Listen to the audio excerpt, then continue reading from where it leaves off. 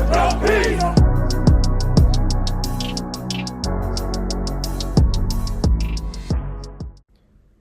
want to offer a trigger warning for this episode.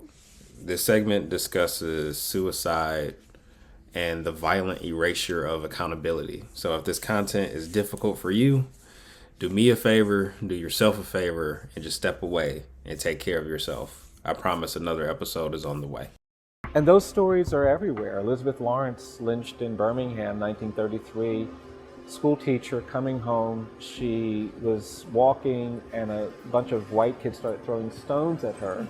And like any good teacher, she said to these kids, don't throw stones at people.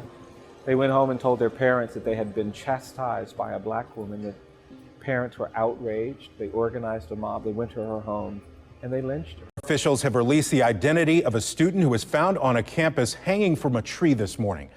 Classmates of a Delta State University student found hanged on campus are paying their respects. They held a vigil and a balloon release tonight in remembrance of Trey Reed. It came hours after the Cleveland Police Department announced Reed's death was a suicide. Welcome back to Equity Matters Podcast, where we champion equity in every conversation. This is your host, Dr. James Bell III, and I am upset that we are having a conversation about lynching in 2025. A man was lynched yesterday, and I say that metaphorically, but I also mean it very literally.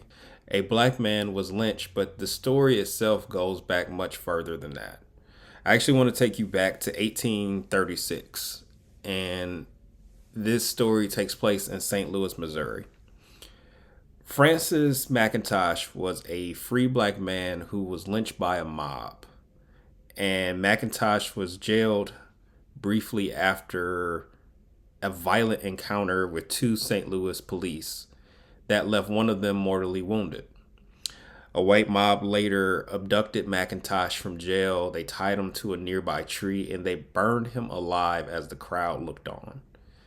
This is the first widely documented lynching of an African American man.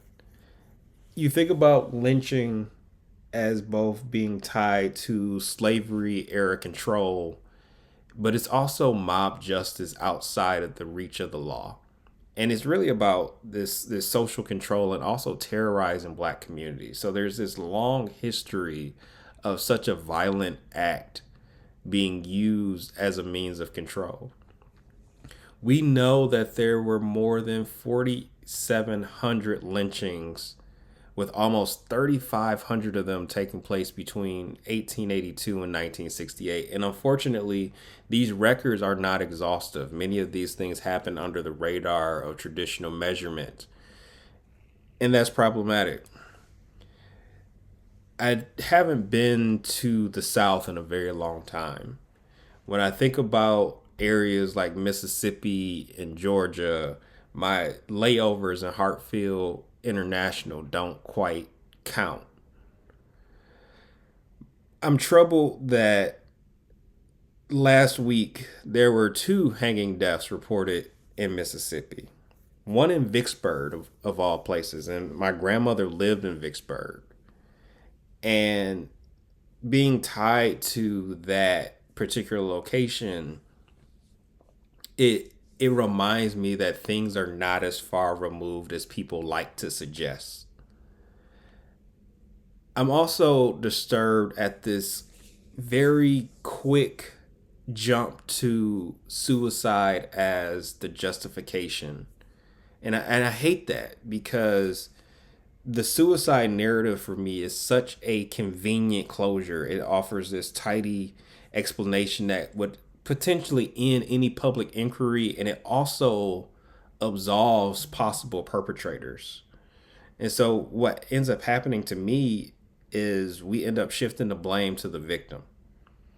And we actually ignore all the social conditions, all the criminal actors.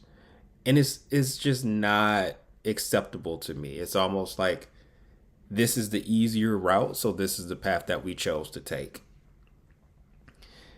It also deserves your skepticism, because sudden unexplained deaths that are inconsistent with witness accounts, someone who would just mysteriously hang themselves. It begs to question, where is the transparent investigation? Where's the photos? Where are the timelines? Where's the forensic evidence? Like all of these things. And this just goes to show for me, and I hope for others, that lynching is not history. It's not buried somewhere in the past. And it can't be forgotten because too much time has passed. Because in 2025, a young black man named Trey Reed was found hanging at Delta State University in plain sight. So for me, this isn't memory, this is reality. When I reflect on the entirety of this situation, what perhaps bothers me most is the spectacle of it all. It's not just that this action, lynching itself, was tolerated, but it was actually treated as a public event. It was almost like a sporting event because they were staged. There was advance notice that this was going to happen. They had vendors, for crying out loud. People were selling food at lynchings. You would have people who brought children. You had people who traveled from neighboring towns, and there were souvenirs. Let's talk about the souvenirs for a second. This isn't the same as getting a foam hand at the football game. This is people who took pictures, people who took body parts of victims, who made postcards, those type of souvenirs. And just as much as the spectacle bothers me, I'm also mutually disgusted by the lack of accountability. Historically, law enforcement was often complicit or even leading mobs. And so you wonder why the skepticism continues in 2025 when law enforcement comes out and says, oh, it was a suicide. It's very difficult to tie the same level of terror when we use a different name. Because lynching isn't just a crime. It is a cultural and political act of terror. When you avoid the word, you're actually erasing the weight. And I could think about how hate crime or incident makes these seem isolated, but lynching connects it to a pattern. Lynching reminds us that we are not as far removed as we may think we are. It's not a progressive situation. And refusing the word lets America pretend that lynching is behind us. But let's be honest, it merely mutates and it reappears again. And for communities like mine, hearing lynching is painful, but it's also necessary because it keeps the truth in focus. So we refuse to call racial violence lynching. We have a lot to lose. It also reopens some wounds for certain communities. Violence against Black bodies is inherited trauma. It's something that just becomes reactivated. I found myself just sitting in silence for quite some time, as silence is a coping mechanism for many, because what is there to say? I also experienced this like collective mourning. Even if you don't know the victim, you share in that particular experience, because that could have been my brother, that could have been my neighbor, that could have been me. And there's no balance between that numbness and that outrage that fits. Because on one hand, it feels too familiar to be shocking. And on the other hand, it feels too violent to be normalized. And so these wounds just never get a chance to heal because we're constantly reminded and exposed to things that we wish we could forget. We also wish would never happen in the first place, but also wish it didn't continue to happen today. So even if we've moved away from the spectacle of the mobs and the postcards, we still have the vigilante killings today. We have the police violence, And we have viral footage. So the technology may have changed how violence is shared, but the accountability still isn't there. Accountability is missing in action. What does this mean for America and truth telling? What does this mean for our safety? Because lynching has only changed its form. It almost takes on this timelessness of torture, right? The methods, things that we think are artifacts of our past, these ancient punishments that were designed to strip dignity. For instance, hanging, burning, mutilization. We've turned that into almost a ritual. It is not random. And it's really designed to terrify whole communities. It doesn't just punish an individual. Torture, in this sense, was never really about the crime itself. It was about control. These events, they're not abstract. These are realities that grandparents and great grandparents lived with. At what point do you get to feel safe? Do you get to experience justice and you get to feel like you belong? There's so many observations and reflections that I've had that you grow tired of the resilience, right? And the resistance. Like, how resilient can I be if this thing continues to happen? I'm grateful for the work of Ida B. Wells, right? Who used investigative journalism to force accountability. Because in the late 1800s, lynchings were often dismissed as justice. Like, that was it. Justice was served. Or it was ignored altogether. So you had newspapers, again, bringing the media into this conversation. It justified them. It framed all victims as criminals. But Ida B. Wells was able to flip the script. She took time to investigate cases, to get eyewitness accounts, and expose the lies behind mobs' excuses. What she did was that was so specific, right? This wasn't an opinion piece that she would write. She documented. She had names. She had dates. She had locations and patterns. She created what we would describe today as a data-driven expose.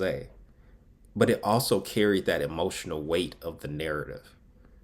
That combination made it impossible for people to say, we didn't know. And there was so much risk that she took on in true Black woman fashion. For telling her truth, her press was destroyed. Her life was threatened. She was forced into exile. And she paid dearly for insisting the same thing that many of us do today, that America take a look at itself. Hold a mirror to yourself and tell us, what do you see? Wells shows us that the fight isn't just about the act of violence itself. It's also about the story that we tell afterwards. Does it get buried or distorted, or does it get exposed? And that's a battle that's still raging today when institutions try to frame lynching or modern racial violence as suicide, as an accident, or some isolated tragedy. There are other voices that you could reference if necessary. You've got James Cone, who had the cross in the lynching tree, who he makes this theological argument that lynching is America's crucifixion. And it's not just a site of terror, but it's also a site of spiritual reckoning. You also have Clint Smith. He shows how America's landscape still holds the memory of racial violence and how silence and erasure around that memory itself is a wound. And I've been reading Mamie Till Mobley's biography for some time now, but I'll always admire and also fear her decision to have an open casket for her son, a direct refusal to allow the spectacle of racial violence to be hidden. Carrying that fear and that grief into 2025, again, it's not historical, it's lived. You have families who still have to bury their sons, their brothers, their fathers under suspicious and often violent circumstances. And that fear itself is generational. It's passed down through the silence that I have at the dinner table with my family, or the warnings and the conversations that young black children have that their white peers have no idea take place, the way that you have to move and navigate in public spaces, how you have to make eye contact and make sure that people recognize that you are not a threat, but also that you have to assert yourself that you are not one to be tested. Where's the balance in that? This conversation came up recently. I've been attending men's Bible study, and we talk about the duality of being a black man navigating personal and professional spaces where people will go out their way to test you to see how you react. Are you going to be the angry black man who responds with violence? Or are you going to be passive? And then people will think it's an opportunity and an invitation to walk all over you.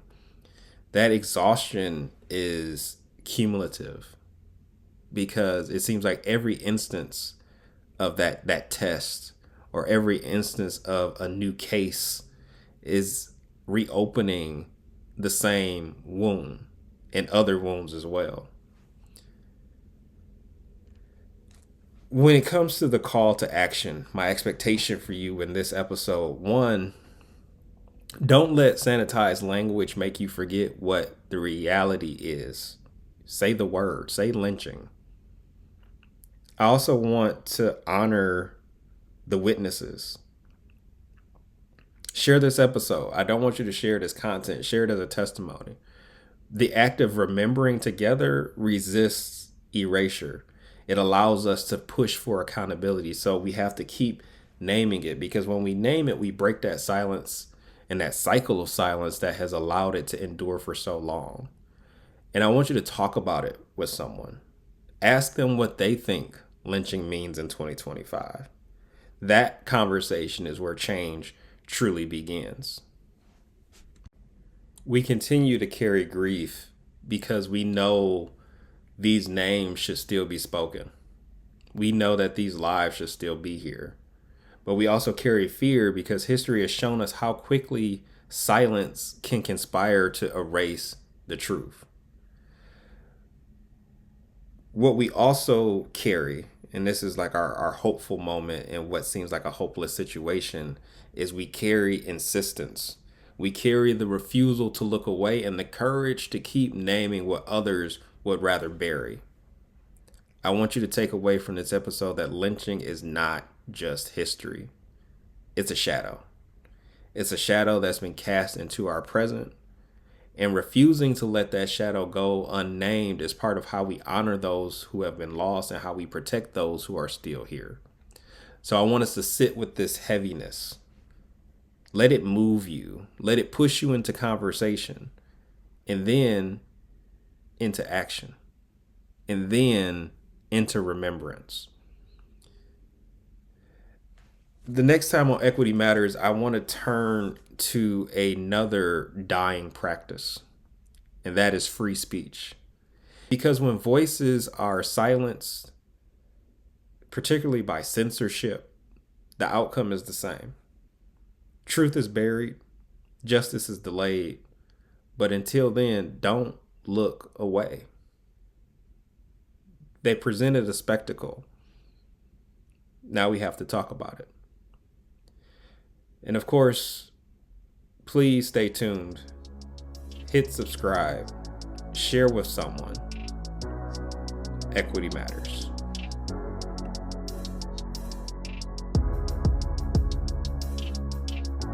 Peace, justice, peace.